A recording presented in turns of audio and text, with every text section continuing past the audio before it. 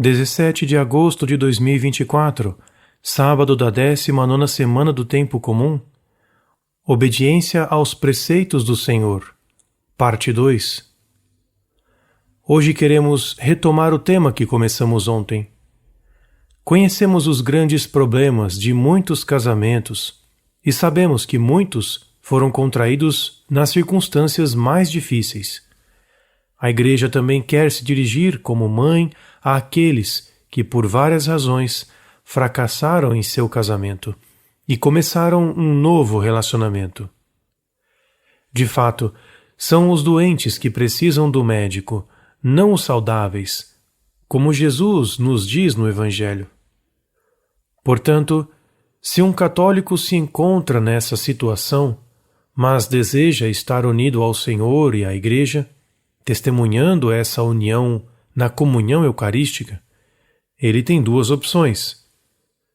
A primeira opção é deixar essa segunda união e, se não puderem retornar ao verdadeiro casamento sacramental, decidir continuar sua jornada com Deus em abstinência. É claro que esse pode ser um processo doloroso, pois os atos sexuais criam vínculos profundos. A segunda opção, oferecida pela Igreja, pode ser aplicada, por exemplo, se houver filhos dessa segunda união. Se esse for o caso, existe a possibilidade de continuar a viver juntos, mas como irmãos, ou seja, abstendo-se dos atos próprios dos cônjuges. A lógica dessa última possibilidade é clara, porque nessas circunstâncias o vínculo matrimonial existente não está sendo ofendido, de modo que a pessoa em questão pode objetivamente retornar ao estado de graça correspondendo ao requisito evangélico da conversão. Ele pode, então, receber a Sagrada Comunhão novamente, porque está obedecendo aos preceitos do Senhor relativos ao matrimônio.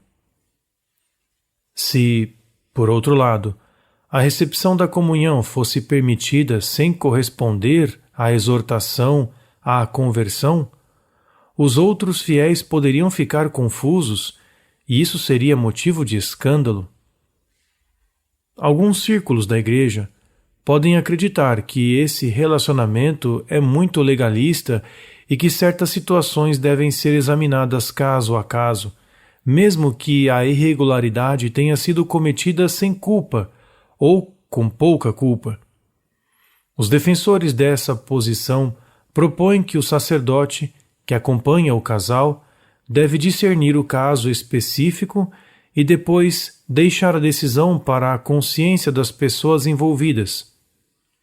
Além disso, haveria situações em que, devido às circunstâncias, seria impossível provar a invalidade do casamento. No entanto, poderia haver uma certeza moral subjetiva de que nunca houve um verdadeiro vínculo matrimonial.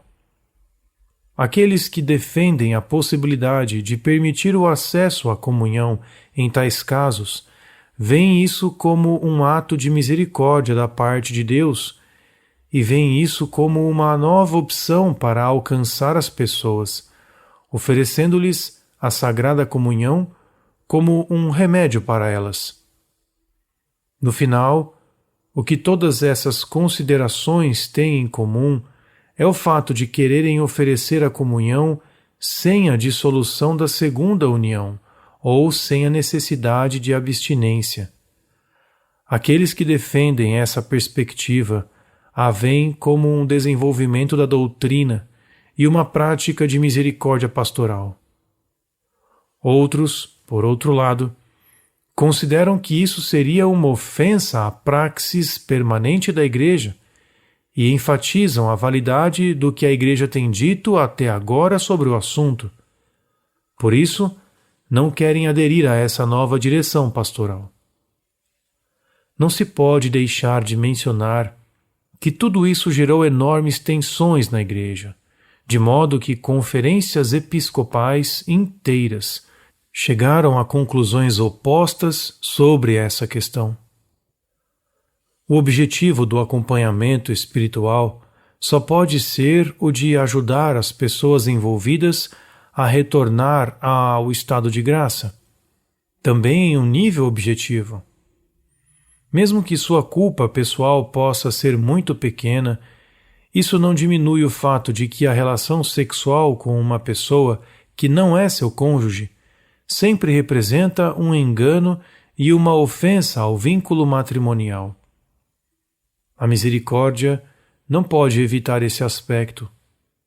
De fato, a verdadeira misericórdia não só tem em vista a necessidade pessoal do indivíduo que procura ajudar. Ela também, e acima de tudo, olha para o seu destino eterno, de modo que não pode evitar ou minimizar a verdade objetiva. Mesmo que seja raro o caso em que alguém esteja moralmente certo da invalidade de seu matrimônio, é importante levar em conta a segunda razão mencionada acima, relativa ao escândalo que poderia ser causado entre os fiéis ao receberem a comunhão. A Igreja Católica tem um enorme patrimônio a proteger, pois parece ser a única a defender a santidade do matrimônio diante de todos os ataques que buscam enfraquecê-lo. No momento atual, essa é uma grande missão, porque há tantos relacionamentos desordenados e é um verdadeiro desafio corresponder sem reservas à vontade de Deus e dar testemunho dele. Não há dúvida de que podemos contar com a misericórdia de Deus quando não conseguimos atingir plenamente essa meta elevada de viver em conformidade com a vontade de Deus. Mas isso não significa que podemos perder de vista a meta ou rebaixar nossos padrões. Pelo contrário, devemos nos esforçar seriamente para alcançá-la. O mundo precisa desse testemunho inequívoco mais do que nunca, agora que se voltou para outras direções e se afastou tanto dos mandamentos de Deus. O verso da comunhão que ouvimos hoje lê-se: Impusestes vossos preceitos para serem observados fielmente. Oxalá se firmem os meus passos na observância de vossas leis. Beati Immaculati in via,